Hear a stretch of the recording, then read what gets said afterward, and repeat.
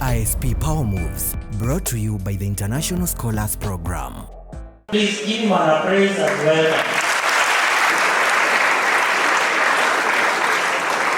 Bob happens to have met several and we are sponsored by a number of students that you are aware of, and we'll be able to introduce them to you.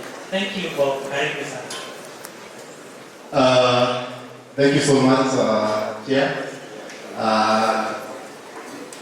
Mkubo High School, good afternoon.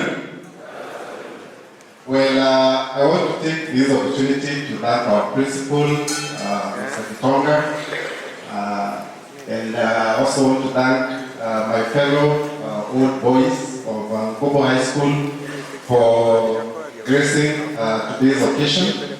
I also want to thank our teachers who are here for the work that you do and for being here today. The students for being here today. So thank you so much for giving us the opportunity to be here today. I'm very happy to be here in this annual Mkubo High School Mentorship Day. And for those who don't know me, my name is Bob Mwiti. I live and work in the US. I live in a state called Florida, and I live in a city called Tampa. So I joined this school in the year 1998. I don't know where some of you were at that time. I'm from Tanzania. All right, yeah.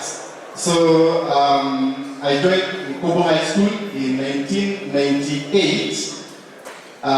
Before that, I was a student at Dikomene Primary School. Who knows Dikomene? I finally know the one. Well, yeah, so I was a student at Dikomene Primary School, where I did my KCPE in 1997. I was among the top students in Meru County with a mean score of 82 points. Mkubo High School was my choice. Those days we used to have provincial schools. So Mkubo High School was my choice for provincial schools, but my choice for national schools was Nairobi School. So I actually got an admission to Nairobi School, but due to poverty, I couldn't go to Nairobi School, and actually I ended up coming to Mkubo High School. And this is why I came in 1998, and I completed school here in 2001.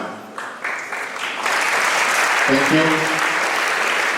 Yeah, so I came into the school as one of the top students, but I initially didn't live up to the expectations of someone who was among the top students in Meru County. Because my first few years in school were a bit shaky. Being kicked out of school most of the time because of school fees, and I was not really focused because I didn't have any mentors to help me, define my career path. And so the first maybe 2-3 years when I was here, I was not doing really well academically, but I changed that when I was around in third year, in Form 3, and I started working hard, waking up early, go to preps and all that. And by the time we were doing 4 years, our KCSE, I was able to get out of here with a mean score of a B+, which gave me an opportunity to go to the University of Nairobi, where I was called to pursue Bachelor of Science with a concentration in mathematics at Chiromo campus. So I reported to University of Nairobi in 2003. After finishing in 2001, those days we used to go to college after 2 years. Nakaa nyumbani miaka ngapi? Doing nothing basically. So anyway, so I joined the University of Nairobi for a Bachelor of Science in Mathematics at Chiromo campus. I did stay there for a long time. I think I stayed for less than 6 months. I was able to moved from Strathmore University, and I was able to move from University of Nairobi, and I went to Strathmore University. And that's really where I completed my bachelor's. I did Bachelor of Commerce degree. So I changed from mathematics to BCom, Bachelor of Commerce in Accounting and Finance. So I graduated from Strathmore in 2008. And then I got an opportunity to go and study abroad for my master's. So I was lucky enough to get an admission to Indiana University of Pennsylvania. It's a school located in the state of Pennsylvania. So I went there in 2009 for my master's. So I went to do an MBA in professional accountancy. So I was at Indiana University of Pennsylvania from 2009. I graduated in 2011 with an MBA in professional accountancy. And then after that, like most people who travel abroad, most of them, especially those who go there when they are young, they want to take up the opportunities that are on the other side. I was not different. So I decided to stick around in the US, and I got a job. I kind of like pivoted from doing accounting, finance, and all that, and business, and pivoted more into technology world.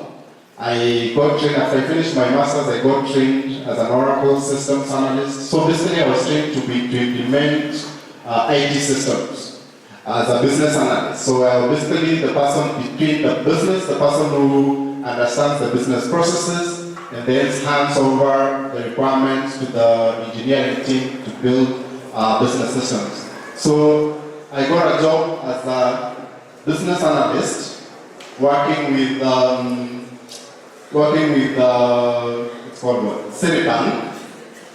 I was their global business systems analyst implementing their Oracle system, and that's how I ended up going to Florida, where I live today.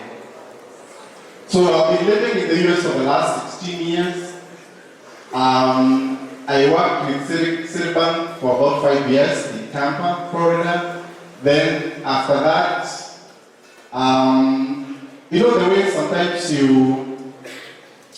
see challenges that people have, and maybe it's the same challenges that you've gone through. I realized that my journey going to America was extremely difficult because I come from a very humble family. I grew up with my grandparents, and even school was a problem for me in terms of paying for school fees and all that. So even as I got the opportunity to go and study abroad, the fact that I came from a background where I knew what poverty was, and I could see a lot of people who are usually interested in going and studying abroad couldn't do that, I decided to quit my job, which was a very well-paid job at the moment, at that time, and I decided to come up, get into business space, entrepreneurship, and I came up with a program, and basically what I wanted to solve was the problem that is usually there for those brilliant minds like you guys who would love to go and study abroad, but they don't have the money because it's extremely expensive. So I came up with that solution.